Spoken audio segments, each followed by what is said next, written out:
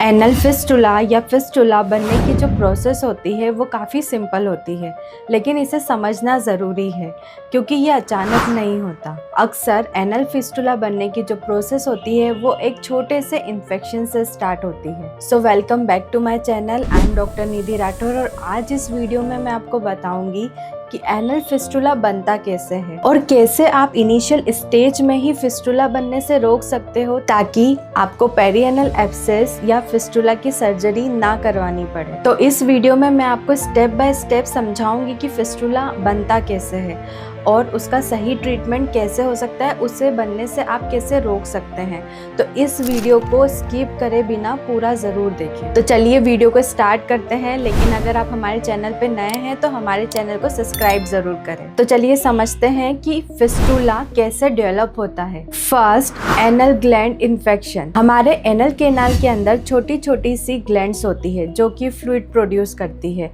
कभी कभार ये ग्लैंड्स ब्लॉक हो जाती है जिसकी वजह से वहाँ पर बैक्टीरिया ग्रो करने लगते हैं और इन्फेक्शन कॉज हो जाता है। सेकेंड, एब्सेस या फोड़े का बनना। धीरे धीरे जब इन्फेक्शन बढ़ता है तो वहाँ पस बनने लगता है जिसे हम एनल एब्सेस बोलते हैं या फिर इसे पेरिएनल एब्सेस भी कहा जाता है। जो एनल या पेरिएनल एब्सेस होता है उसमें पेनफुल स्वेलिंग या फिर ये एक बॉयल फोड़े जैसा दिखता है। स्टेप थर्ड, टनल का बनना। अब इस एब्सेस से टनल कैसे बनता है? देखिए, जब ये पस जमा हो जाता है तो ये बाहर निकलने की कोशिश करता है और बाहर निकलने की कोशिश में ये जो पस होता है वो अंदर के स्किन टिश्यूज को भी चिरता हुआ एक ओपनिंग बना लेता है। अगर ये एब्सेस अपने आप फट जाए या सही तरीके से ड्रेन नहीं किया जाए तो अंदर ग्लैंड से लेकर ऊपर की स्किन तक एक नाली बन जाती है, एक टनल बन जाता है। And the last step, fistula formation. जब ये टनल पूरी तरह बन जाती है, मतलब जो इसकी इंटरनल ओपनिंग होती है वो रेक्टम या एनल कैनाल से जुड़ी होती है और इसकी जो आउटर ओपनिंग होती है वो बाहर की स्किन से जुड़ी होती है, और जो ये टनल फॉर्म होती है, जो कैनाल फॉर्म होती है, इसे हम फिस्टुला कहते हैं। और इस रास्ते से लगातार पस या पानी जैसा फ्लूइड निकलता रहता है। तो देखिए, अब आपको समझ में आया होगा जो फिस्टुला है वो एब्सेस का कॉम्प्लिकेशन है। अगर हम एनल एब्सेस या पेरिएनल एब्सेस को ही क्योर कर लें तो ये कभी भी फिस्टुला में चेंज नहीं होगा। और बहुत सारे लोग यही गलती करते हैं कि वो पेरिएनल एब्सेस का जो ट्रीटमेंट है वो प्रॉपर नहीं करवाते हैं और बहुत सारी बार इनिशियल स्टेज में आप पेरिएनल एब्सेस को सप्रेस कर देते हो जिसकी वजह से अंदर ही अंदर फिस्टुला बन जाता है और आपको पता भी नहीं चलता। देखिए, एनल एब्सेस और फिस्टुला दोनों एक ही प्रॉब्लम की दो स्टेजेस है। जो एनल एब्सेस है वो एक्यूट स्टेज, मतलब शुरुआती कंडीशन जहाँ पर पस जमा होने लगता है, और जो फिस्टुला है वो क्रॉनिक स्टेज जहाँ पर एक टनल, एक रास्ता फॉर्म हो जाता है। और स्टैटिस्टिक्स कहते हैं कि 50% लोगों में पेरिएनल एब्सेस ठीक होने के बाद भी चांसेस होते हैं फिस्टुला बनने के, चाहे सर्जरी हो या ना हो। अब सबसे बड़ी गलती लोग क्या करते हैं जिससे फिस्टुला फॉर्म होता है? देखिए, जब भी कोई फोड़ा या फुंसी या एब्सेस फॉर्म होता है एनल रीजन के अराउंड या पेरिएनल एब्सेस डायग्नोज होता है तो हम हमेशा एक गलती करते हैं, हैवी एंटीबायोटिक्स या पेन किलर लेते हैं जो हमारे पेन को सबसाइड कर देती है और पस को वहाँ सुखा देती है। लेकिन जो पस होता है वो अंदर स्किन में डेब्रिस के फॉर्म में इकट्ठा होता है जो कभी ना कभी तो इन्फेक्शन वापस रिक्रिएट करेगा ही करेगा। तो हमें एक ऐसी अप्रोच चाहिए कि वो जो पेरिएनल एब्सेस है वो सप्रेस ना हो और वो उसका जो पस बनने की टेंडेंसी है वो पूरी तरह से क्योर हो। क्योंकि अगर हमने पस को सप्रेस कर दिया, एक बार आपने पस को सुखा दिया, लेकिन जो पस बनने की टेंडेंसी है वो तो आपने ख़त्म नहीं करी है, तो क्या होगा? जो ग्लैंड ब्लॉक्ड है जिसकी वजह से इन्फेक्शन हो रहा है वो तो ब्लॉक्ड ही रहेगी और जो बैक्टीरिया है वो बनते रहेंगे, पनपते रहेंगे। और बहुत सारे पेशेंट की हिस्ट्री में ये मिलता है कि मैम हमें 2-3 महीने पहले ये कंडीशन हुई थी, हमने एंटीबायोटिक्स ली, तब ये ठीक हो गया था, लेकिन अब ये वापस हो गया।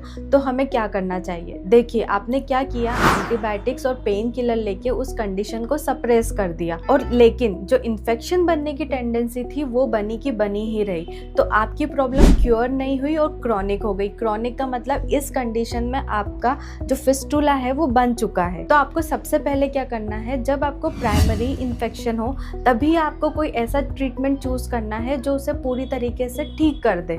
मतलब कि आपको एक ऐसी मेडिसिन चाहिए जो पेरिएनल एब्सेस को क्योर करे, ना कि उसे सप्रेस करे। और इस स्टेज पे जो होम्योपैथिक मेडिसिन दी जाती है वो इन्फेक्शन को सप्रेस करने की वजह पस को निकालती है और टनल फॉर्म होने से रोकती है, और साथ ही साथ उस ग्लैंड के इन्फेक्शन को भी क्योर करती है, जिसकी वजह से जो पेरिएनल एब्सेस है वो पूरी तरह से क्योर होता है एक्यूट स्टेज में ही, और वो क्रॉनिक नहीं बनता। अब बहुत सारे लोगों को ये डाउट रहता है कि पेरिएनल एब्सेस क्योर क्यों नहीं होता। देखिए, पेरिएनल एब्सेस तो एक्यूट कंडीशन है, वो तो 5 से 7 दिन में ठीक होती ही है।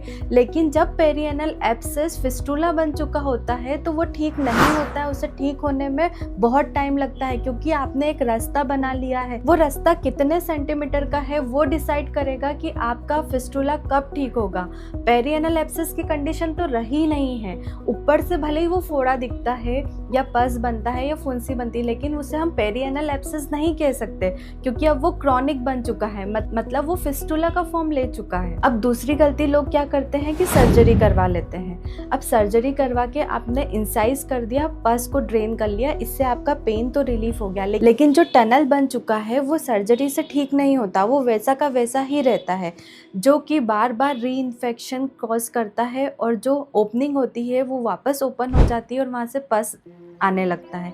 इसीलिए 99.9% केसेस में फिस्टुला की सर्जरी सक्सेसफुल नहीं होती और वहाँ पर री इन्फेक्शन की जो गुंजाइश है वो रहती ही रहती है। तो लास्ट में मैं आपको यही कहना चाहूँगी कि कोई भी बीमारी है, कोई भी प्रॉब्लम है, तो अगर हम उसे एक्यूट में ही अच्छे से ठीक कर ले तो वो क्रॉनिक नहीं बनेगी।